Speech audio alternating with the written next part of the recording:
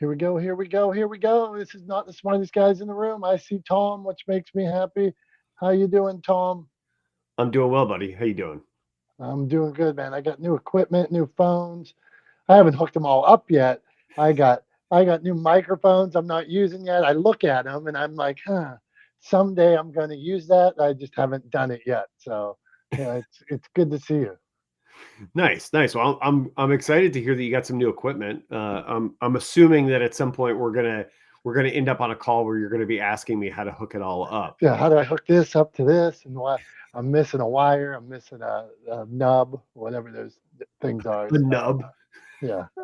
Is that a technical term? I don't think that's Yeah, a. there's so many Not little things familiar with like that one. so many things that connect wires to another wire.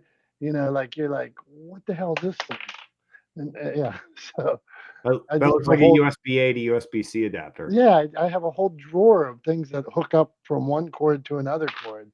Uh, like how people would put extension cords into like the two prongs to three prongs to two prongs. That's what I feel like with these little adapters that you're always hooking something up to something else. So it's no good. All right, all right. So Yeah. today, Tom, this is not the smartest guys in the room. I see Phil Hill here. We're going to get some visitors through here. So we're going to talk about networking today. I got multiple Tom's thumbs for you today, and I got a show and tell later on. This is going to be an exciting little show we have here. Nice, nice. Well, I'm looking forward to it. I mean, I think I have. I'm not going to say what it is yet. We were talking before we got on, but I think I know what one of the Tom's thumbs is, because it just happened yesterday, and it tracks with something else you've asked me about. I think it was one of the first Tom's thumbs actually. So I think I know what one of them is. We'll wait and see, but I have no idea what the other one is. So I'm looking forward to it.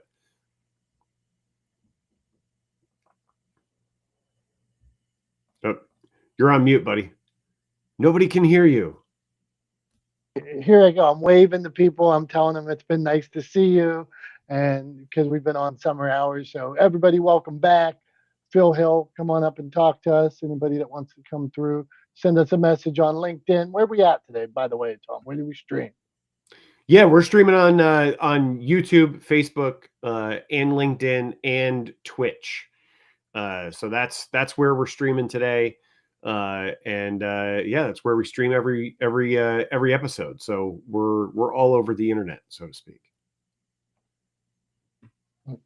There we go. It's good to be all over the internet. All right, Tom. We were talking about networking. You brought up the idea to me. Are people doing it wrong, or are we doing it wrong? That's when I phrase the question. Are people doing it wrong? Are we doing it wrong? So yeah, we can be presumptuous and say that are you doing it wrong? But maybe we're all doing it wrong. So what do you got for us? Yeah, I mean, I think honestly, look, I've done over the last 6 or 7 years, I've done a fair amount of both in-person and virtual networking. I know you do a fair amount of networking as well. And I think based on that experience, right, which I know I understand is, limited evidence, but based on my own anecdotal experience, I would argue that there's a fair number of people who are doing networking wrong. And here's what I mean by that. Networking, I think, is often conflated with sales.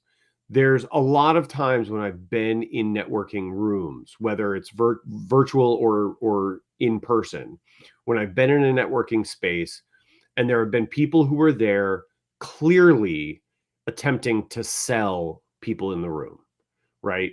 Uh, and that's not how networking is designed to work. It's not how it's supposed to work. That's not how it does work, right? And all of those people that go into a networking event or a networking room and try to sell people in the room in real time are doing it wrong. That's my sort of supposition. And the reason this was on the front of my mind was because I recently, just a couple of days ago, had a conversation with a young guy, a guy in his mid-20s who just joined a networking group that I'm a part of. And he told me he gave me a really interesting perspective on networking, one that I hadn't heard articulated quite this way, but it made a lot of sense, that he got from his mentor, right? And that perspective was that his mentor had also been a member of this same networking organization at one point. And his mentor's approach to it was to join not to make sales, not to increase his client load, not to increase or grow his business specifically. His intention with joining this networking group was to expand his network such that he had the opportunity to then generate relationships with people, build trust with people, so that he could refer his clients, his existing clientele, to those people.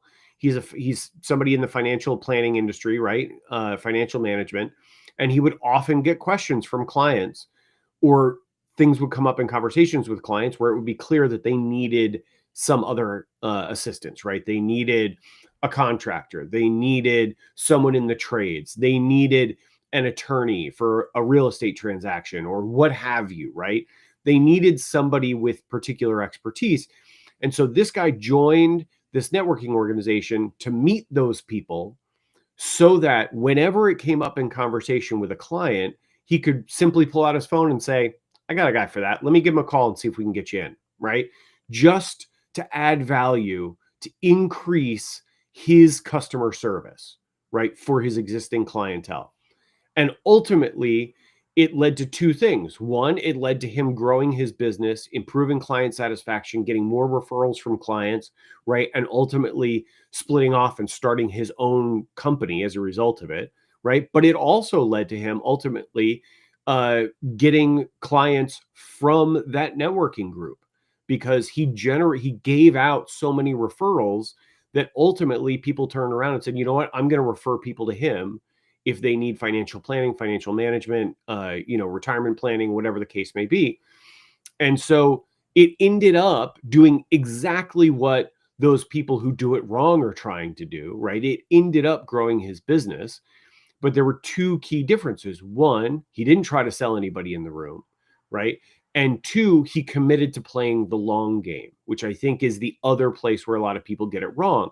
They expect networking to deliver instantaneous results, and it's because we live in this business environment where all of the businesses we see, the big businesses we hear about in the news, we read about in the Financial Times and the Wall Street Journal, et cetera, all of these businesses deal with quarter by quarter returns for shareholders, right? So they live in sort of 3-month increments. Are you making more money in this 3 months than you were in the last 3 months? Which leads to very short-term thinking. So people aren't like, and because that's what we hear about in media, what we learn about when we study financial markets and business, then you end up with a situation where that bleeds down to entrepreneurs, to small business owners, and they're only thinking in 3-month increments, right? They're only thinking short term. And so when networking, inevitably, when you do it right, does not deliver immediate ROI, right? Does not deliver immediate growth in sales, people go, oh, it doesn't work, I'm out. And they move on to trying something else. And so I think that's the place where a lot of people get it wrong, is they approach networking with a short-term mindset where they're looking for immediate returns, and they get confused, or they conflate networking with sales. They're not the same thing. And if you're trying to sell in networking spaces, you're doing it wrong. That's my take on it. I love every point you made, Tom, and I agree with down your list of each thing. What like the thought of showing up once and think you're going to sell people. I mean, how ignorant, how rude, and how not a way to build trust. But as when you brought up this idea, I wrote down a couple points, but one I wanted to break down first is I think when it comes to networking, I would always say be you're not trying to sell, be interesting. But that's a mistake. My mistake that I made even saying that is be interested. If you go into that same event and think I'm going to be interested in what everybody else is doing, I'm going to be interested in their business instead of well, you're really trying to pigeonhole and see where you can jump in and talk about yourself. When I read Dale Carnegie years ago, How to Win Friends and Influence People, he said, go to that meeting, be so interested that they say, I wonder what Tom does. I like that guy so much. I'm going to follow up and connect and see what he and learn more about him. So be interested is my tip. All right, let's keep this going here, Tom. No, not the smartest guys in the room. I see a few visitors coming in. Okay. Brian P. Swift, are you a networker? Have you found anything that is a thing you hate or something that when you go networking that you tend to work for you? No, exactly what Tom said is what, unfortunately, I see a lot of where people are looking to make a quick pitch. And even more sadly is when people find out that you're a coach, if they're a coach, it's almost like they shut off and don't realize that we may be coaching so many different things. We may be a million miles away from what they're doing as a coach. And even if we're not, I'm a believer there is so much opportunity out there that we are not in each other's way.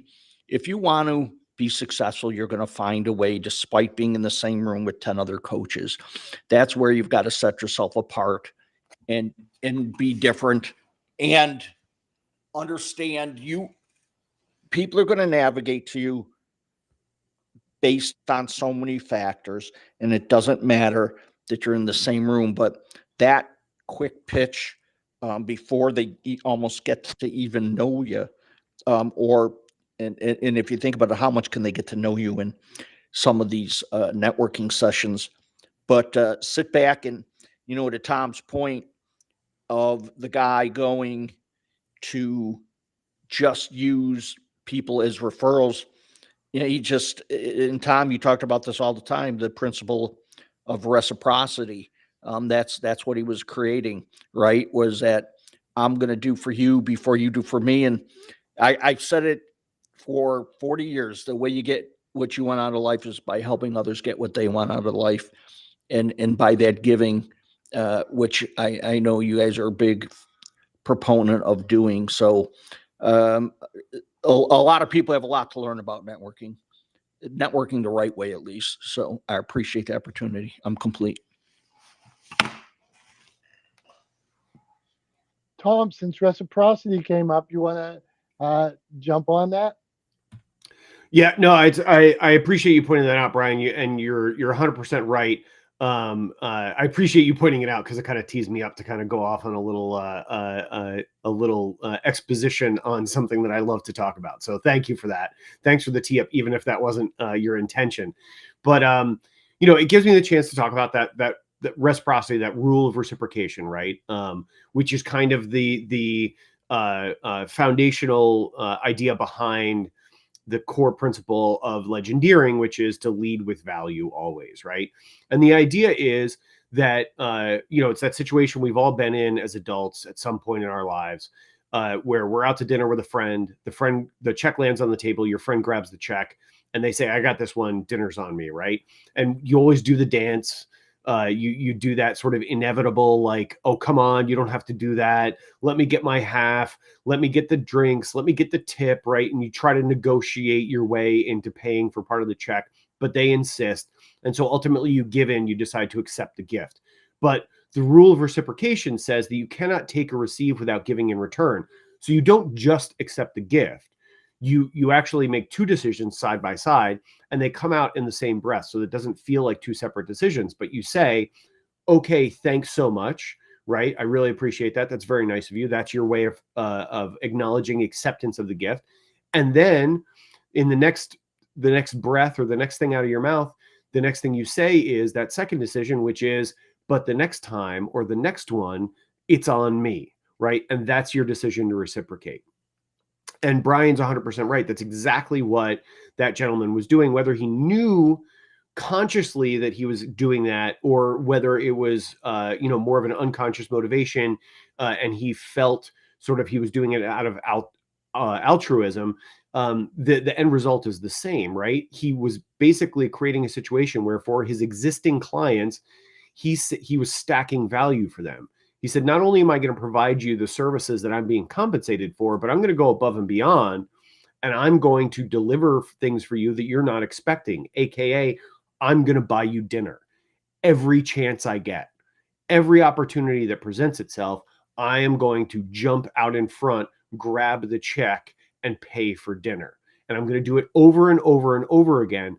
And what that does is it ultimately creates a situation where those customers actively look for opportunities to return that value, to buy you dinner in return, right? So they go out, they find family members, they find friends who are in need of financial planning or advice, and they send them to you, right? So they go out and they actively look for chances to return that value to you. And when you do it within the context of your business, of your working relationship with them, the way that is top of mind for them to return that value to you is by helping you and helping your business, helping you grow your business. And that's exactly what happened in that case.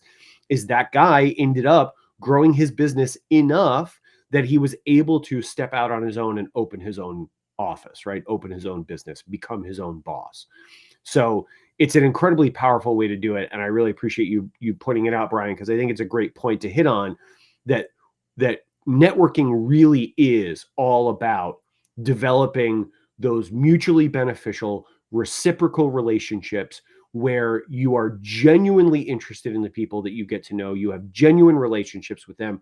You want to provide value to them, and they in turn want to provide value to you. And that's how networking is really supposed to work. So thanks for that, Brian. I appreciate it. It gave me an opportunity to launch into that little rant on the rule of reciprocation, which I love to do. So thanks. And thanks for indulging me, Dom. Hey, no worries, man. And that's good stuff. You are hitting my, like, I'm telling you, you're right on. I had a note here. Everybody wins. And so in networking, everybody should win. It shouldn't be take, take, take. It shouldn't. There's I got to think about it. Symbiotic verse. There's one where something feeds on, one feeds off the host, right? And we don't want to just feed off the host. Everybody should win here in networking. Yeah, don't be the parasite Yeah. in your networking circle. Exactly. Another thing I wanted to point out here about networking is so many people go, they get on their phone and they stand in the corner. That is not going to work. Why would somebody come up to you and be like, "Hey, what are you looking at there on your phone?" That's I, you seem really engaging. I want to see what's on your phone. It's not going to happen. I mean, it's such a miss. So I had this. I started thinking about this, and you guys can give me the science behind it. When magnets pull, do they both pull together? Like if there's two magnets, do they pull into each other, or do they stay? Or does one pull? Does it matter which bigger? Does anybody know that answer? Give me an answer on Yes. magnets. It depends on what side it is, what polarity. So you could take two magnets and put them next to each other Okay. and they will pull together. If you turn one of them around, it will push the other. Okay. So they have the ability to do both. All right. This is you're helping with my point that I haven't workshopped here. So I'm going to give you my workshop principle right here. So I was thinking, well, you're not a magnet. People don't just come to you. But then I'm thinking you are a magnet.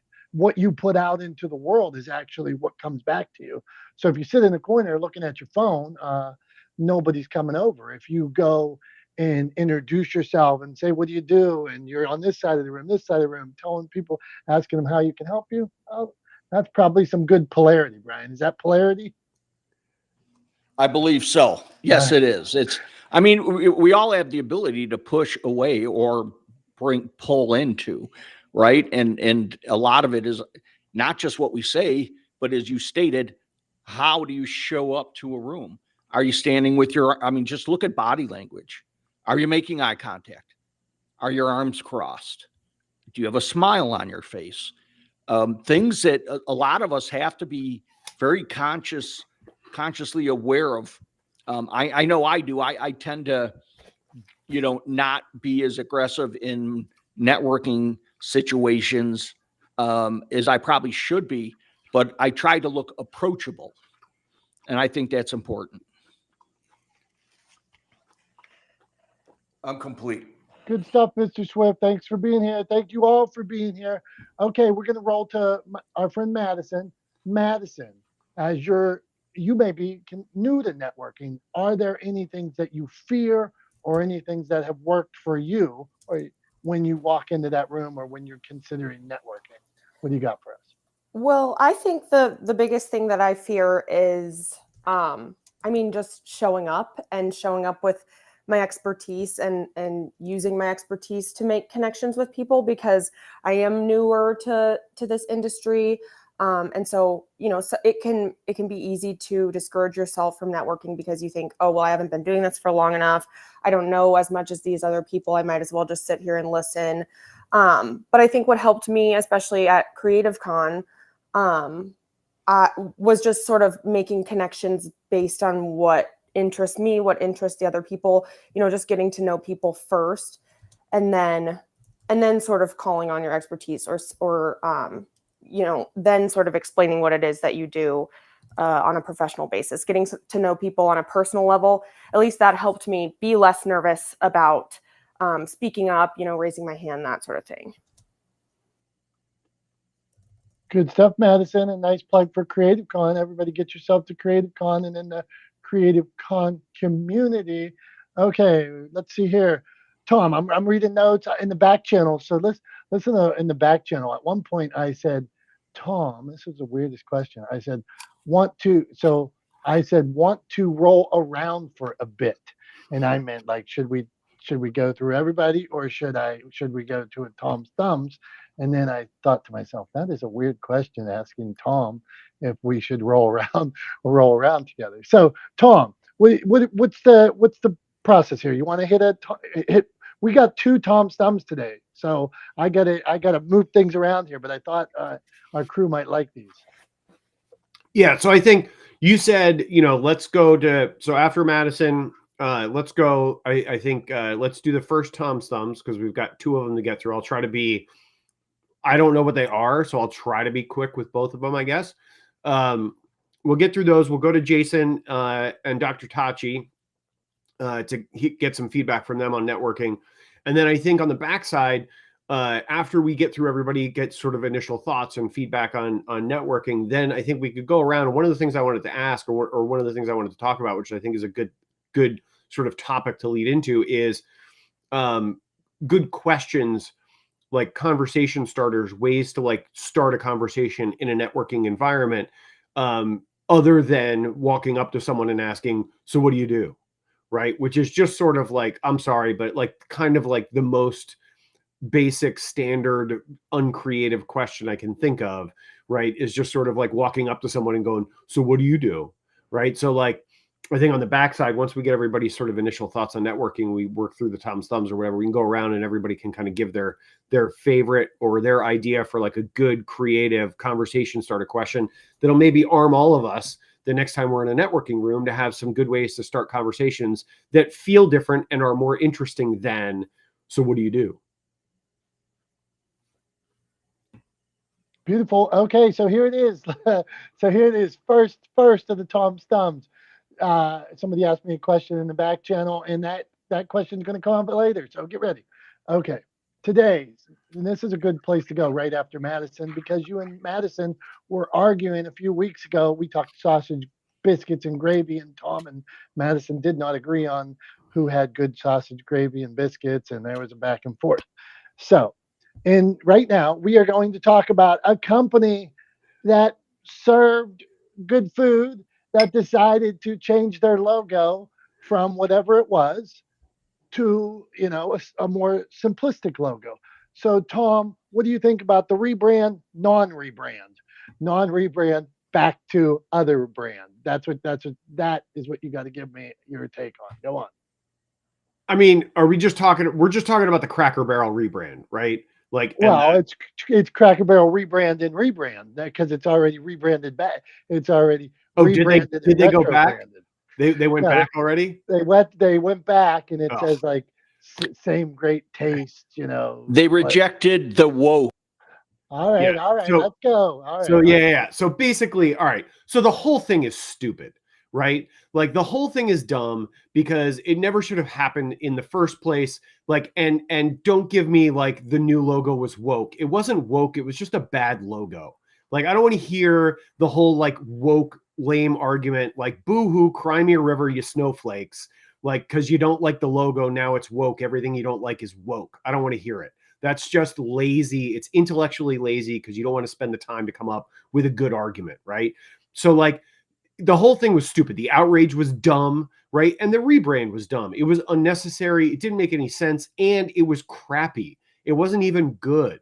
Like, if you want to rebrand because you want to improve the logo, you want to update it, like, that's fine. Brands do that all the time. There's nothing wrong with a brand refresh or a brand update, but it should be better than what you're refreshing from. And it wasn't. It was just worse, right? It was lame. It was boring. It wasn't because it wasn't just the logo rebrand. It was they were changing the restaurants away from the sort of kitsch that they were known for, and like it just the whole thing was just it was dumb. It was a waste of time. It was dreamed up by a bunch of people operating in a vacuum in a boardroom without really consulting with or taking into account the way people in the real world interacted with the restaurant, what they actually liked about it, what they didn't like about it.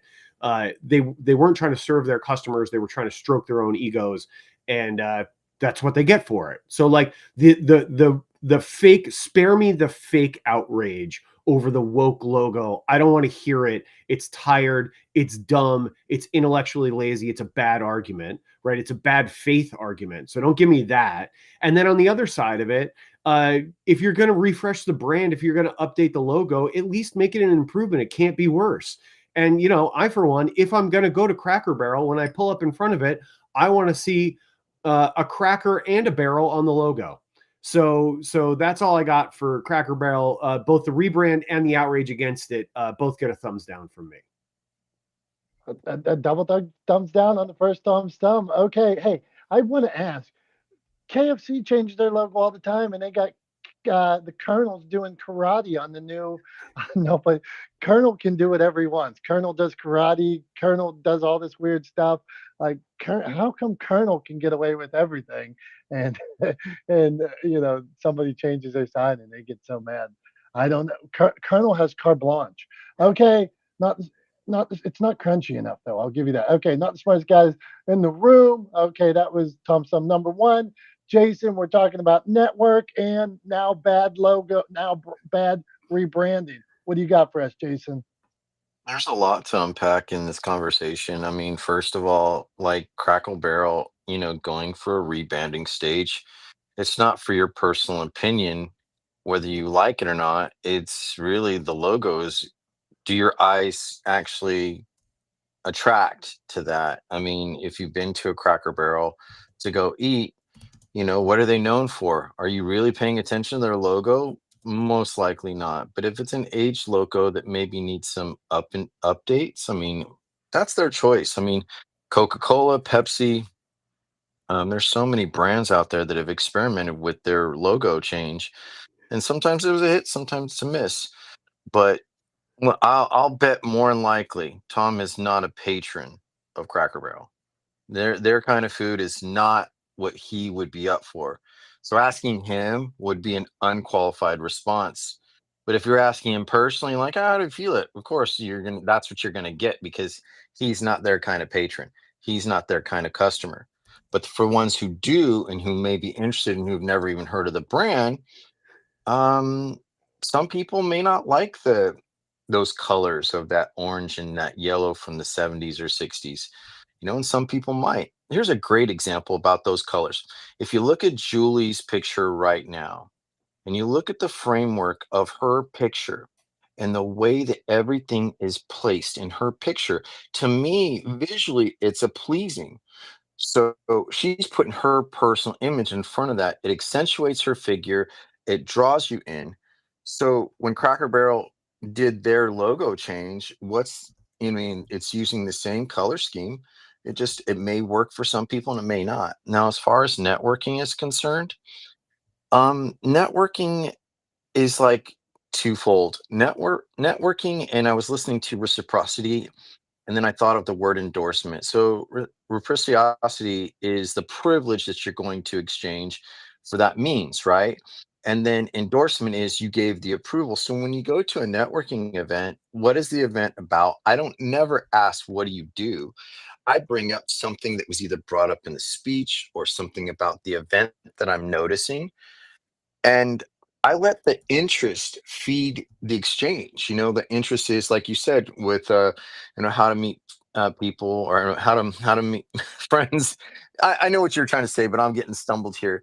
Anyways, the thing is like I come with no expectations, but I'm always open for interpretations and invitations. And when people ask me what do I do, sometimes it can be too intrusive. I just ask about what's going on in the event so that you can easily be more familiar in the dialogue, whether you have the experience or not.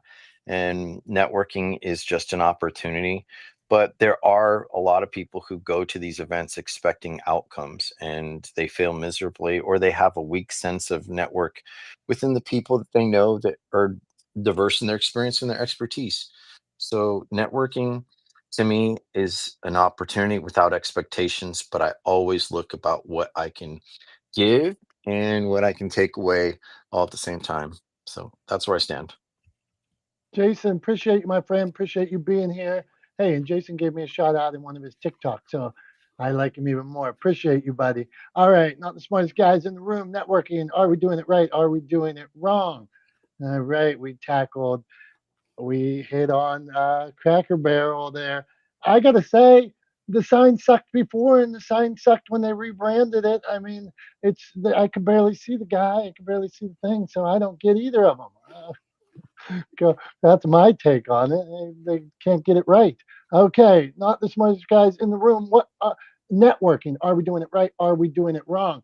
Dr. Tachi, tip for networking or complete miss that you're seeing out there. What do you got? Can I talk about Cracker Barrel real quick Go first? on, give me a Cracker Barrel. What do you got? Uh, I think that the whole thing with Cracker Barrel, like Tom, who I always agree with, the whole thing was idiotic and just stupid. It didn't make any sense. But I think a lot of that is coming from fear. Whenever you have times that are tumultuous, people like to cling to what they understand and what they know.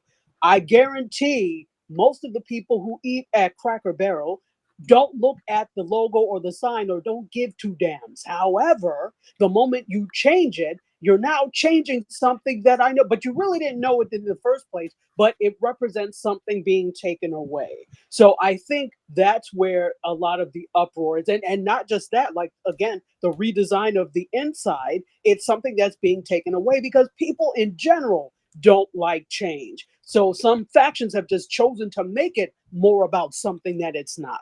But people in general don't like change. And I think those that are trying to exacerbate it took advantage of that. But the average person probably didn't look at the logo until it was brought up. And like Tom said, it was a terrible redesign. It was awful. Even if you didn't notice it before, you'll notice how ugly it is. It's brown and yellow, and then you just made it more brown and yellow. At least with Uncle whoever it was before, there was some level of interest. So it was just a bad redesign, but I think it also represents change that people don't like. So that took it to a whole different level.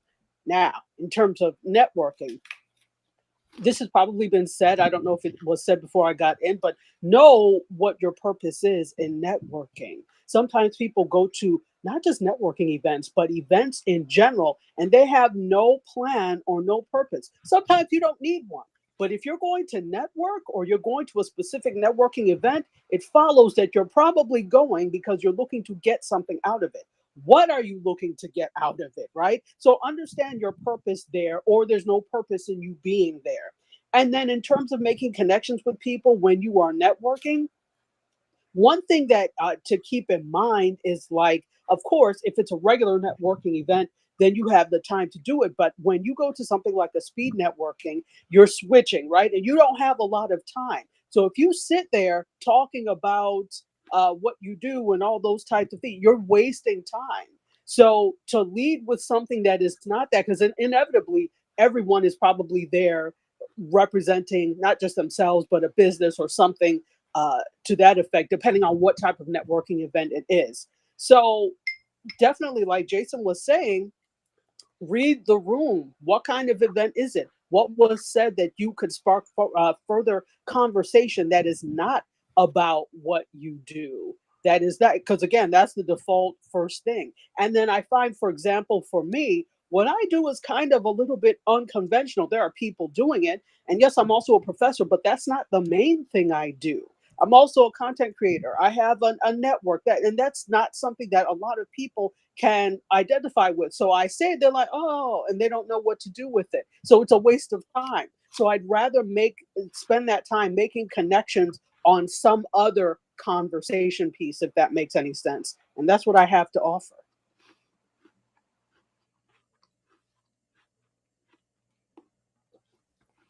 Love Thank that, you, Dr. Dr. Tachi. Tachi. Go on, Thank Tom. you. Go on. Oh no, I was just literally just gonna say thanks. Nothing to add. Yeah, appreciate your thoughts. I like the idea of knowing what you're going there for.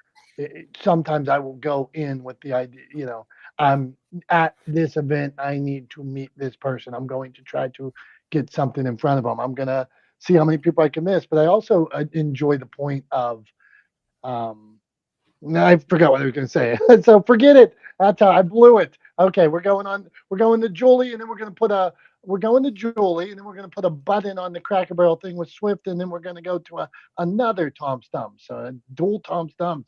Oh man, we can piss some people off. Okay, let's see here. Julie, what do you got for us today? We're talking networking, and we mentioned Cracker Barrel. So what do you got? The rebrand? Go on. Never been to Cracker Barrel, so I don't feel I'm qualified to answer that question. Number one. Number two, networking, I think the most important thing every human being values is themselves.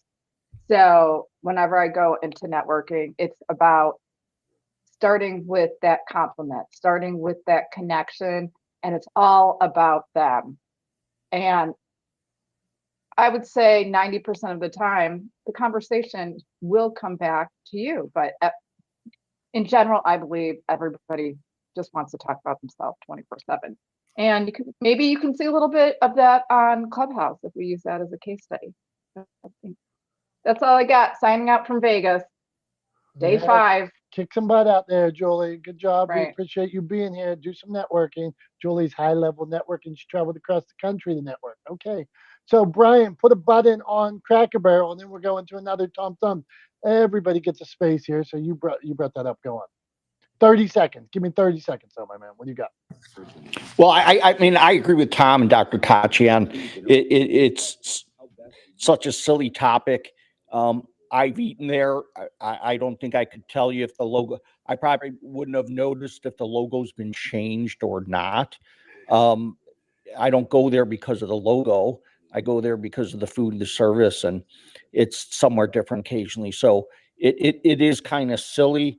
And sometimes these things become ways of, not intentionally, but of just distracting people from what's real and dividing people on something that just is kind of so ridiculous. We've got other real issues and concerns and things in the world. So I will leave it at that. Well done, man. Well done. Well played. See, we have good conversations here. Not the smartest guys in the room. The place for a good conversation. And me and Tom always admit we are not the smartest guys in the room. So, second, a topic we can all agree about for the second Tom Thumbs today. Something I does everybody love? Okay, Tom. Today, the second Tom Thumbs, because it is summertime and we weren't around, and things are happening. Second Tom Thumbs today. What do you think about the engagement between Taylor Swift, the darling, the pop darling, and Travis Kelce, the football superstar? How are you feeling inside today? Yeah. So look, I mean, obviously on a personal level, it doesn't impact me, right? But I would say this. I think everyone deserves to be happy. I think Taylor Swift, by virtue of her success, has probably found herself in a situation where it's difficult to find happiness, right? And in interpersonal relationships, because I would venture to guess that a lot of people who come into Taylor Swift's orbit are trying to get into her orbit because they want something from her, right? They want a bit of her glow, a bit of her shine, a bit of her influence, right, over their endeavors, their career, whatever the case may be, right? So like it is hard, I'm sure, for her to find somebody who really is interested in having a real interpersonal relationship with her rather than having it for some ulterior motive. And so it seems anyway, on the surface, from the from miles away, it appears that's what she's found with Travis Kelce. And I wish them both all the happiness, right? I think it's great. Do I think it's being made a bigger deal of than it should be? Yeah, probably. But that's not their fault. Yeah, I think it's great. I wish them both all the happiness. And yeah, I think one of the things actually that my wife pointed out to me this morning was that she recently appeared Taylor recently appeared on an episode of the podcast that Travis does with his brother Jason, which I forget the name of off the top of my head, but anyway, their podcast. She recently appeared on it, and in that in the comments on that appearance, apparently there are a lot of football fans who listen to that podcast, understandably, like former NFL player, current NFL player, brothers doing a podcast together. Would obviously attract a lot of football fans. Apparently, a lot of the comments in there are football fans who are overwhelmingly like positive about the engagement, overwhelmingly, supportive and positive and happy for them as a couple. So I thought that was really nice to hear, that it wasn't a lot of the sort of like, which I felt very small and like sort of motivated by jealousy and kind of like negative emotional reactions to the whole thing with people getting mad about her being on screen at games and stuff like that. It seemed like the response was overwhelmingly positive, and I think that's good too. So at the end of the day, hey, look, if they're happy, I wish them all the happiness in the world. I think everyone deserves to have the opportunity to be happy and to find happiness. And I hope everyone does. And so if this makes them happy, great for them. Gets a thumbs up from me. Beautiful. So we got a thumbs up and a thumbs up for Taylor Swift, a thumbs down for Cracker Barrel rebrand today. So things are happening here. Yeah, I saw the podcast with the two of them, and I'm looking at two people that, if they're acting, they're doing a great job at acting. They seem so normal, so in love, so friendly to each other. It was endearing, and I come out of it thinking, shit, that's I'm impressed by it, and with all those lights and magnifying glasses on them to be at all normal. Wow, you know, when Tom gets big and famous, hope he can stay that normal. Okay, not the smartest guys in the room. Networking. Are we doing it right? Wrong? I'm going to go around the room before we go to a show and tell, so everybody's talking again. I want a quick networking tip from everybody. Then we're doing show and tell. Then we might do a wrap up. So I don't know, Tom. That's my basic premise right now. So I'm going to start with Julie. Go on. What do you got for me, man? Well, I was just gonna say, like, let's be a little bit more specific, right? So rather than like just a random tip, like give us a conversation starter or your favorite question to ask someone at a networking event. How about that? Okay. That's how Tom wants to go. Okay, all right. I don't have a good starter, so all right. But all right. So Julie, you lead if you have a conversation starter or that really good tip. That's what I'm going to say. You go either way. Go. What do you got, Julie? Either, oh, I love your fill in the blank, or wasn't that speaker great?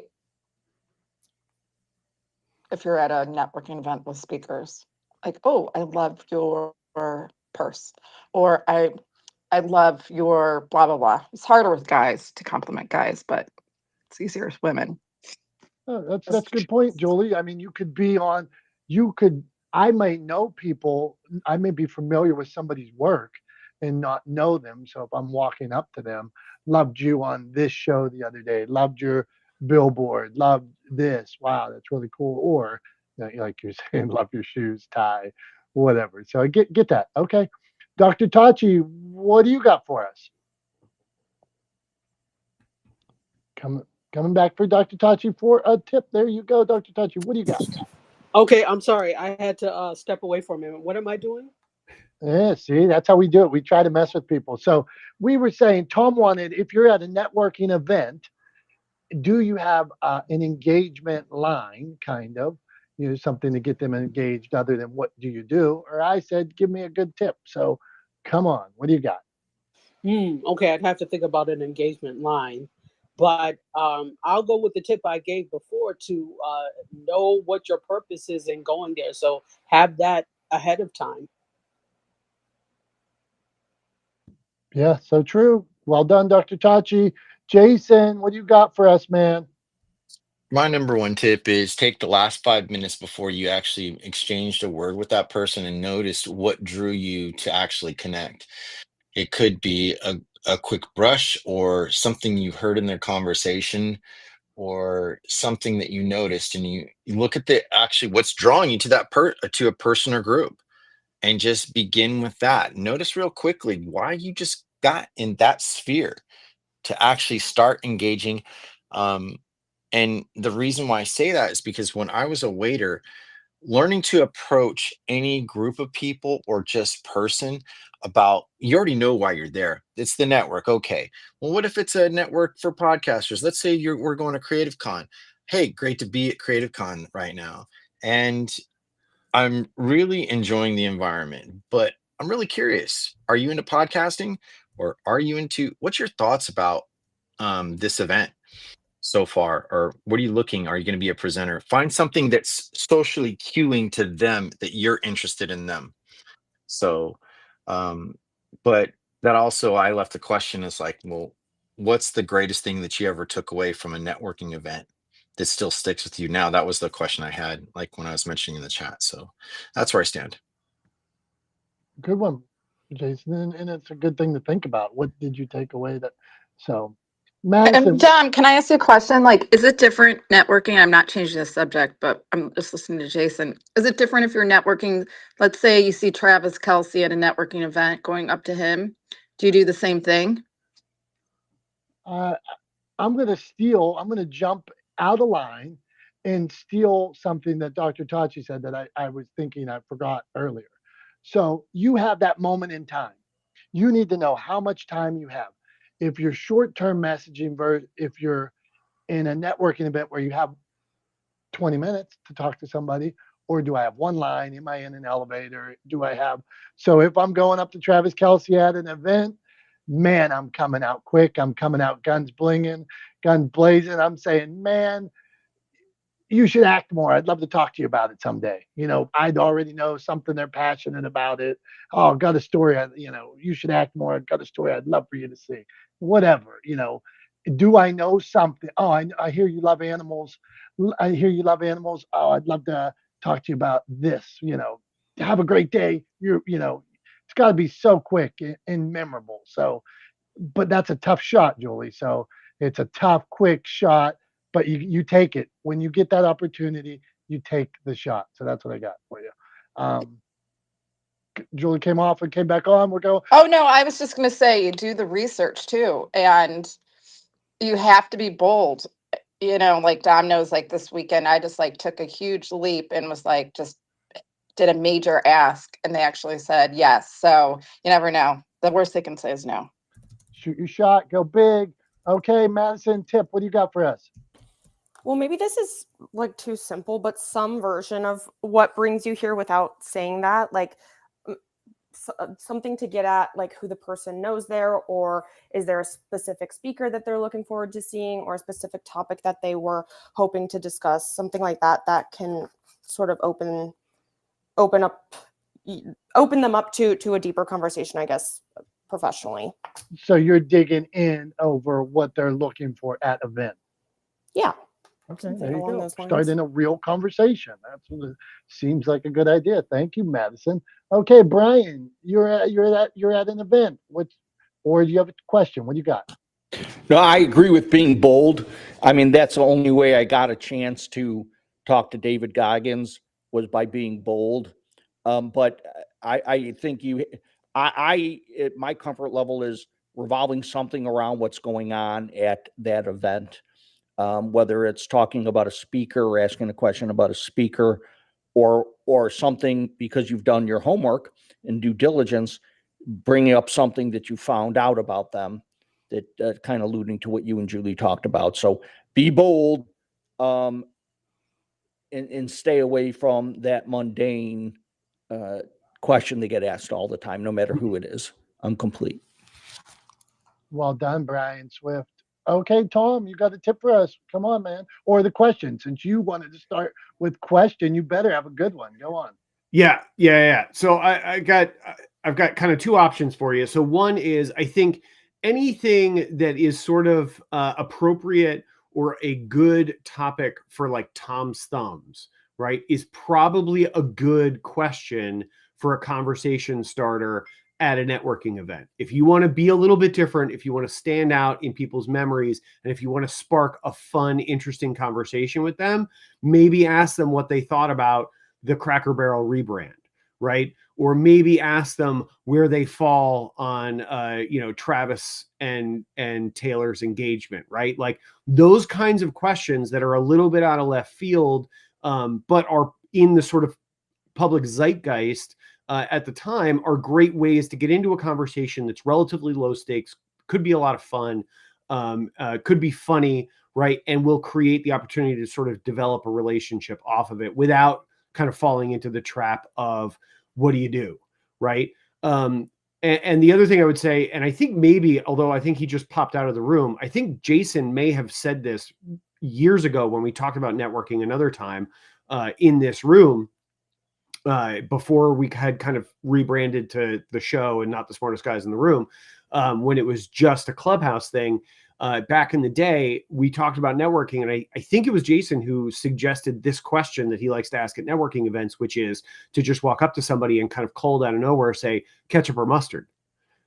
And when they go, what? You go, what do you put on your hot dog, ketchup or mustard? Right?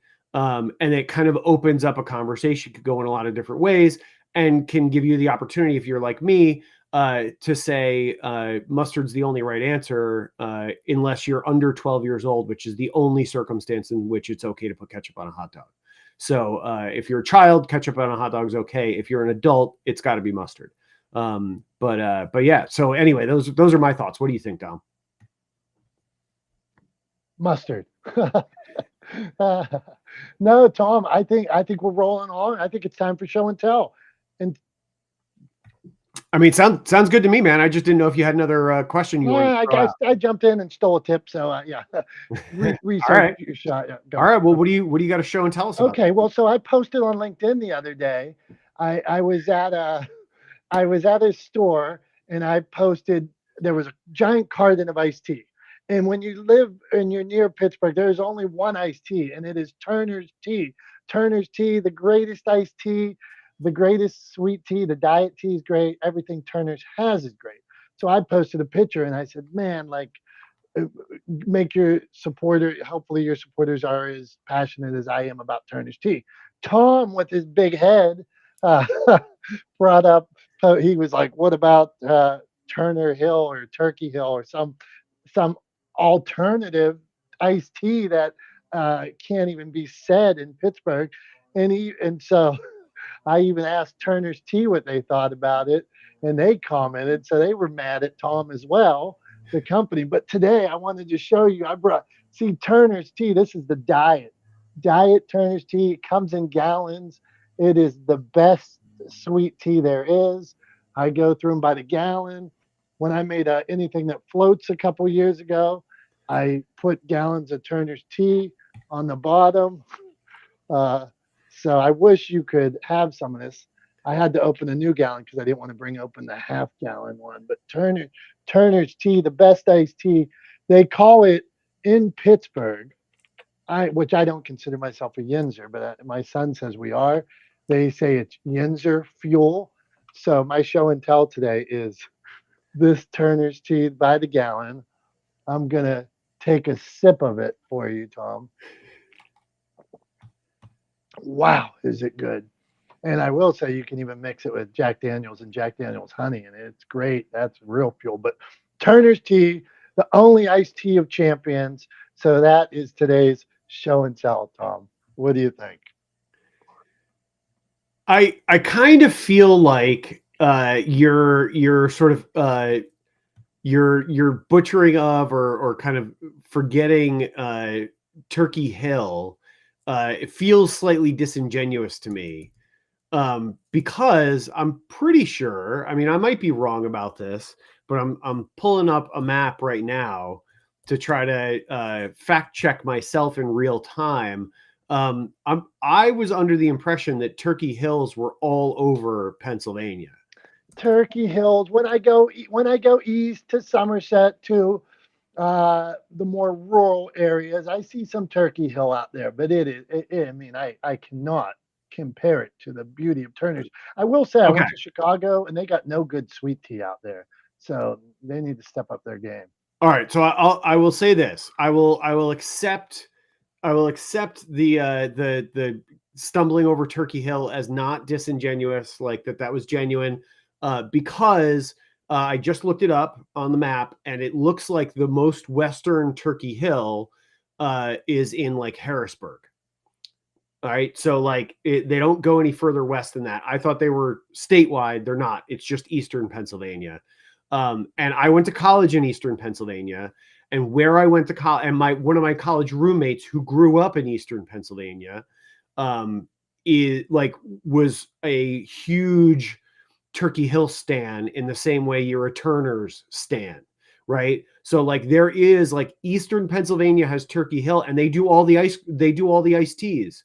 They do all the diet iced teas, the sweet tea, the lemonade tea. Like they do all of those, all that kind of, and I'm sure Turner does the same, but just in Western, like Pennsylvania and the Pittsburgh area. And so it's an interstate or intrastate rivalry, I would say, between Eastern Pennsylvania has Turkey Hill, Western Pennsylvania has Turner's, and never the twain shall meet. So it was my experience in Eastern Pennsylvania that led me to ask the question, which I didn't come out guns blazing. Just to clear the record, I literally wrote, "What about Turkey Hill?" ?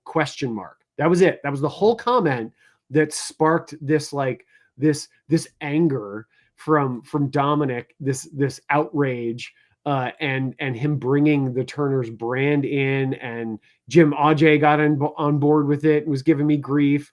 So pardon me for not being familiar with a local Pittsburgh iced tea company, having grown up in New York and lived in Pennsylvania for a few years in college. But anyway, that's just to clarify things. I'm glad you have your favorite iced tea, Dom. I'm happy for you. I'm happy you have Turner's, which I keep almost calling Taylor's. And I don't know why. This is the fuel of champions. All right, Tom, it's that time. Speaking of Taylor, we talked about Taylor Swift. We talked about rebrand, Cracker Barrel's rebrand. We talked about networking tips, one-liners at networking, and then we talked about the greatest iced tea of all time, Turner's. Can you put a bow on all this for us?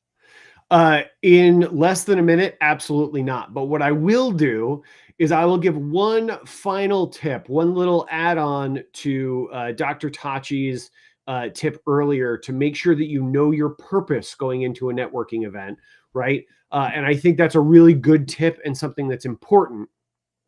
And I would say that it'll also help you kind of set your intention for why you're there, and will help you clearly define goals right within the context of that networking event.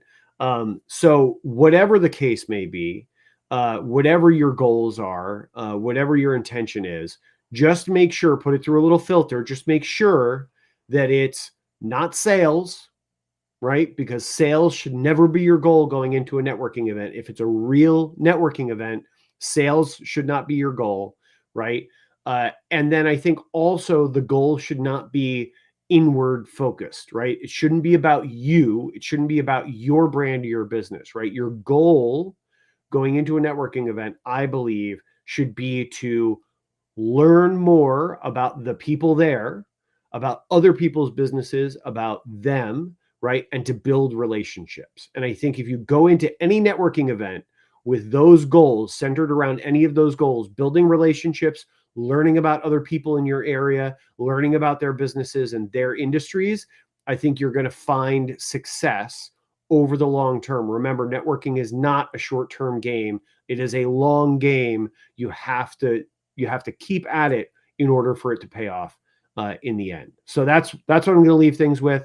I think we've said all we need to say about the rest of it, including Turner's Tea, v Turkey Hill, including the Travis Taylor engagement, including the awful rebrand and faux outrage around Cracker Barrel, and that's all I have to say about any of it. So anyway, that's all I got for this week.